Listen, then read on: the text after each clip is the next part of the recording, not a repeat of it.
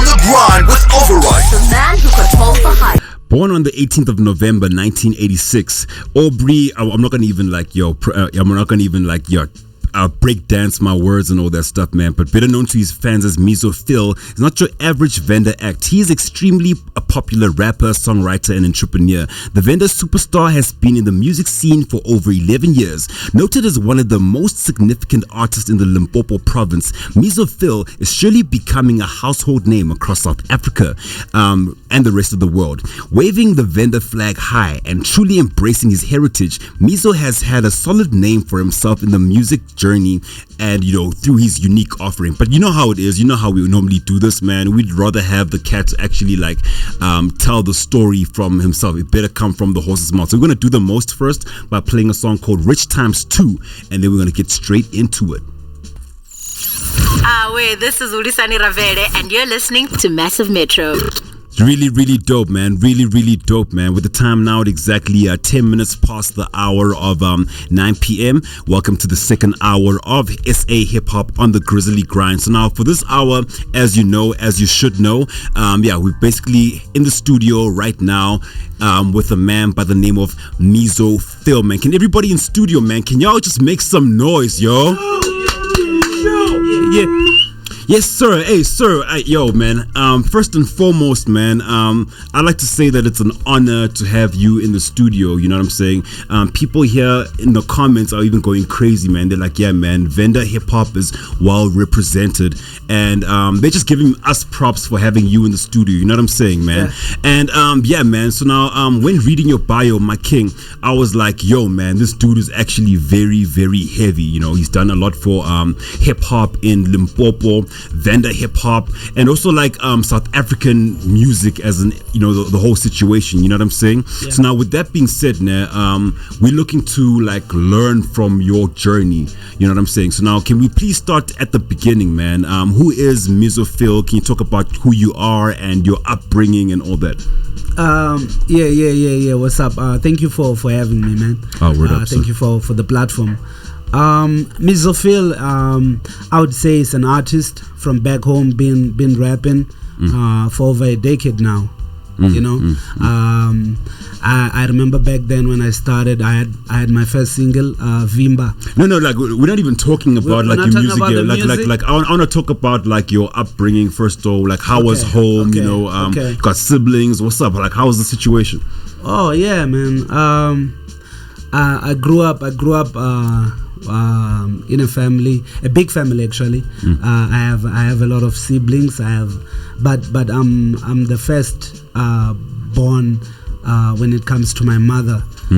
So when it comes to my father, I'm the second born. I have a sister who's the eldest in the family. I have brothers who stay here in Joburg. I have family here in Joburg as well, in Midlands, Zone 10.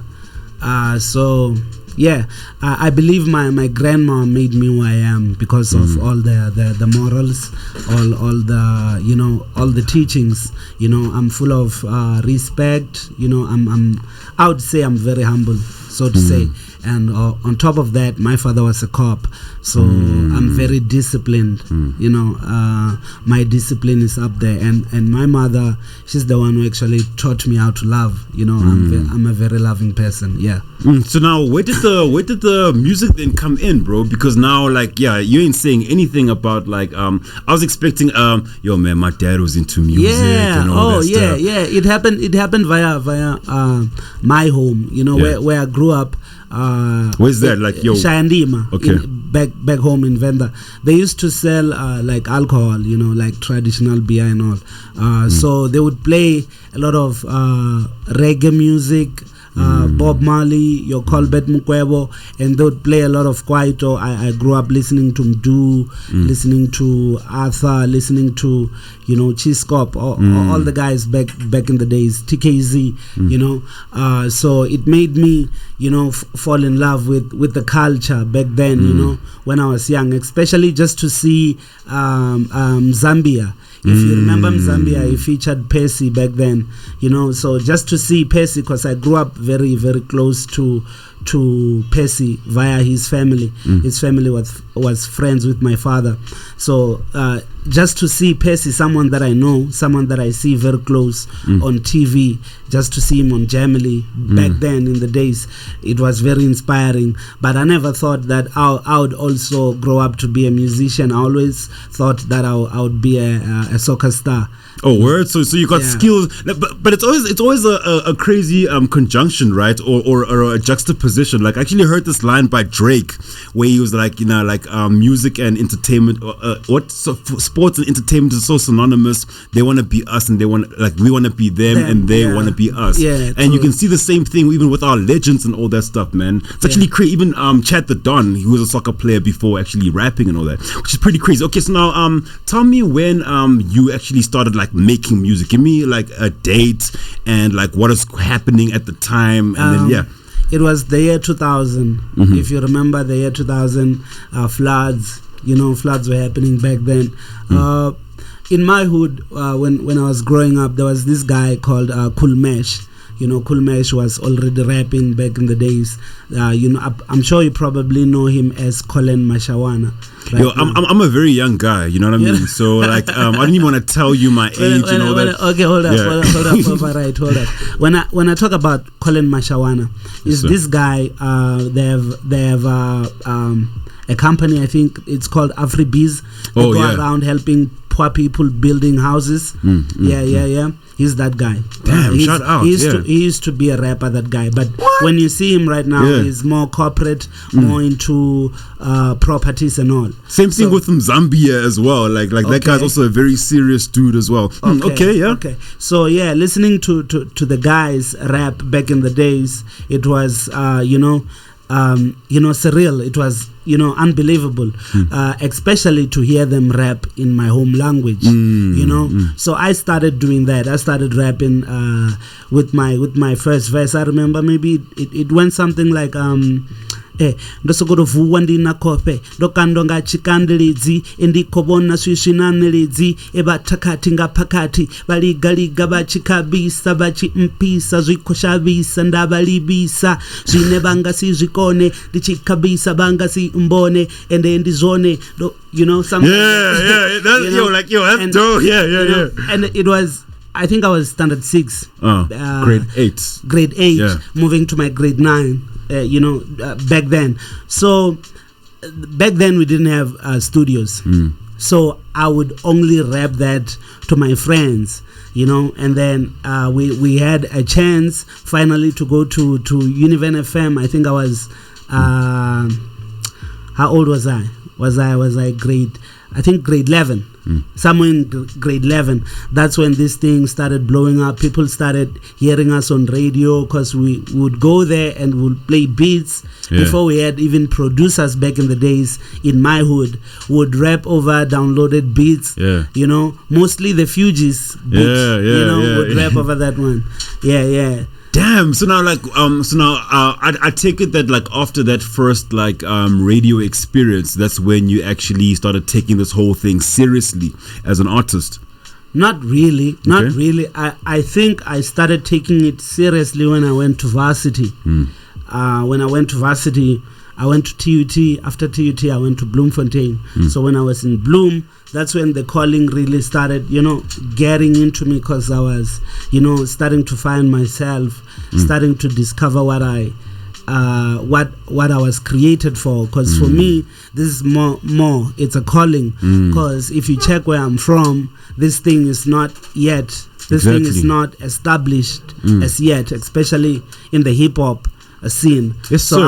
I was the first, and for me to go home and say I want to be a musician, they'd be like, yo, who do you see rapping around here? Who do you see doing that? Who do you see with a career rapping?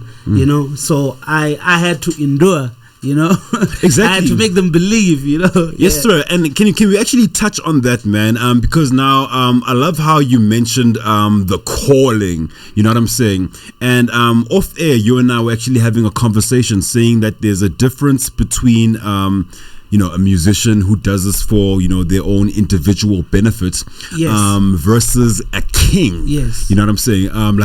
Myself, Biggs, the team, we're on that journey as well. You know what I'm saying? Can you touch on like the difference between someone doing this for themselves and being a king, and like what you actually have to carry on your back, because Yes. you're a pioneer basically. Yes, definitely, man. Right now, if I would say I'm very selfless. Maybe if that is the correct word, because I put a lot of people on. A lot of people on back home. Like before I even started charging for features, even right now, if you come, maybe if you are lucky, we might do a feature for free. I've been helping the kids out for the longest time, and when I look at it, I didn't like sell out and say, you know what, I'm gonna take the easy way out and maybe try to get an advance, because I knew that I have a message which I need to put through my music, that maybe if I go the easy way out, they will maybe try to filter what I might try to say, what I want to say on record. You understand? And then another thing about being king, I have to carry the weight. I have to be the one who endures all the backlashes from home. If the music is not doing good back home, I'm the one to blame. If the music is doing good, I'm the one to congratulate, but they won't do that. You understand? So I even saw it, that as a king, you have to support all the movements back home. You understand? Because right now, as you can see, the Mapiano kids are really doing their thing, So we, as the leaders of hip hop, some of us don't know how to handle that. Yes. So I got to like see, okay, as a king, I have to lead and also collaborate, with the kids of Mapiano, because also on a Mapiano beat we can rap. You understand? And I strongly believe that even on a hip hop beat you can put a piano log drum. Exactly, because now like that's my thing right there. So instead of actually jumping on the actual beat, what we did as hip hoppers was we sampled. You know what I'm saying? The lock drum. And then rap on that, because now, now we flipping. But Yeah. So also as a king, as a leader, I also had to push, the events of other artists, especially the Mapiano guys who are doing it big back home. We have these kids called the Capable Boys. They are big men. They are like the movement, So through that piano movement, we get to put on these hip hop kids that are coming through, because we cannot play piano all day. You understand? So we give them like a platform. Okay, are you ready for a performance? Then we put on maybe Rude Kid Vanda, the kid you had on Rich Times 2. Man, that guy's nice, man, with them flows. Too much. Look out for him. Look out for him as well. Bring him here, yo. Definitely. So also, as a king, like what we're doing right now, you see, we just put somebody on. But if I was selfish, if I was about myself and just wanting to succeed, I was not going to mention anyone. I was not going to mention Gusba Banana or Awesome Fane. Awesome Fane, dope as... Awesome. Yeah. Shout out to the kids, man. Wo JR Player, wo Mredane Hasla, wo Unarime, all the kids from back home. Big up. Yeah. Okay, now, man. So now you've been pushing this whole thing independently, right? When did you get your first professional paycheck, right? And what did you have then, like, in your first like paycheck that you didn't have back then? Because now we're teaching the kids now, you know what I'm saying? Because now these kids these days, man, they have great music, but we are shooting blanks because we don't know what to do with the music afterwards, and then we get demotivated. Okay, so right now the kids have it all, man. The kids have it all. Sure. My first paycheck was 10K, and that was the awards. The Chima Awards. I won the best hip hop. So you know, to see the kids right now having the platform, having like a place where they could go perform, proper sound, proper stage, proper lighting. You understand? We didn't have that. We're doing it on the floor, we were like, it was hard, man. You understand? And then the kids now can release a dope song today.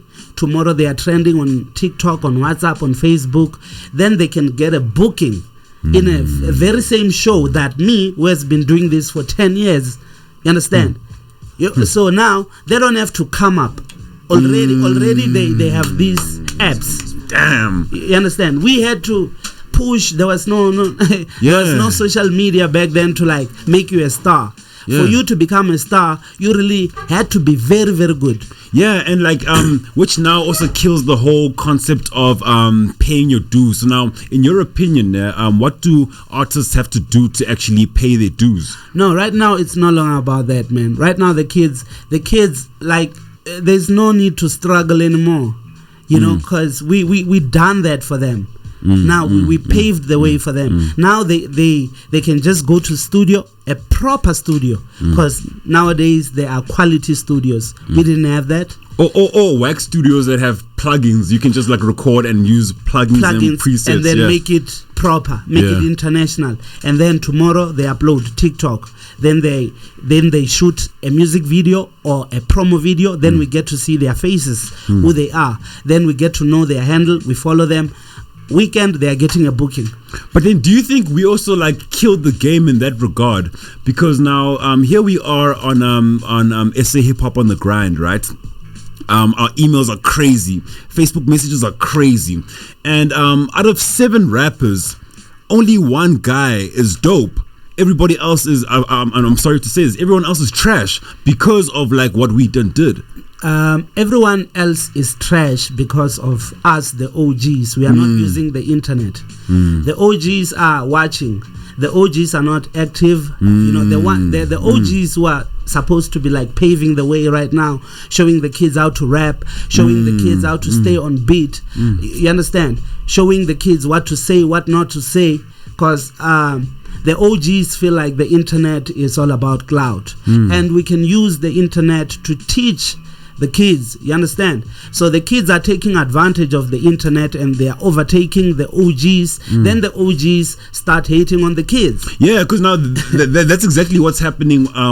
Like these guys aren't publicly hating on us and all that stuff now, but then like we saw a gap in the space which gave birth to HHOTG, right? Hip Hop on the Grind. And now that we're knocking on OG doors, OG shutting them, like literally like locking the gates for us. So yeah, now get you on 100% now. Okay, so now in your perspective now, based on like everything you've accomplished now, what would you how would you describe a successful musician in 2022? The one who's not depressed, the one who's free spiritually, the one who's at peace, the one who still faces himself in the mirror, the one who still talks to God, the one who still smiles, you know. Because all this money, man, all this fame, lights, you know, they don't really, you know, fill that void, that gap. That is why you see most of the people that we admire, the people that we look up to, the people that we love, the people that inspire us to do this, they are dying because of drugs, alcohol, abuse, whatever, you name it, depression. You understand? They are never satisfied because why? They don't want to talk to their ancestors. They don't want to talk to their creators, you know? Damn. Yeah, so let's find peace. We will make the music that we love before someone else loves it. You need to be able to listen to yourself before someone else listens to you. Then if the numbers are good, then you are 2 times successful. You know, so the money will come. 2 times. You rich 2 times. Too, you know. First, let your craft, you know, satisfy you before the money. The money is just a bonus, brother. Yeah. Alright, man. Yeah, like yo, man, it's actually hectic, man. Yo, okay, so now as we wrap up, man, because you've been in the game forever, sir. So now, when everything is said and done, man, what do you want to be remembered for? Right now, as I see my journey, because right now I'm in a space where I have a lot of should I say capacity, because I have a label which is backing me up right now. All the time I've just been independent, having people that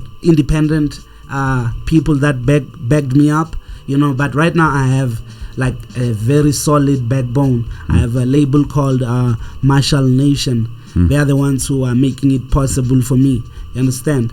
So I feel like right now is the time for me to like spread my wings, do something which I've never done before. I feel like right now is that time for me to like really put Venda on the map, not just by being seen on TV, being seen somewhere, but also putting other people on. It's very important that I collaborate with the youngins. I don't have to shine alone.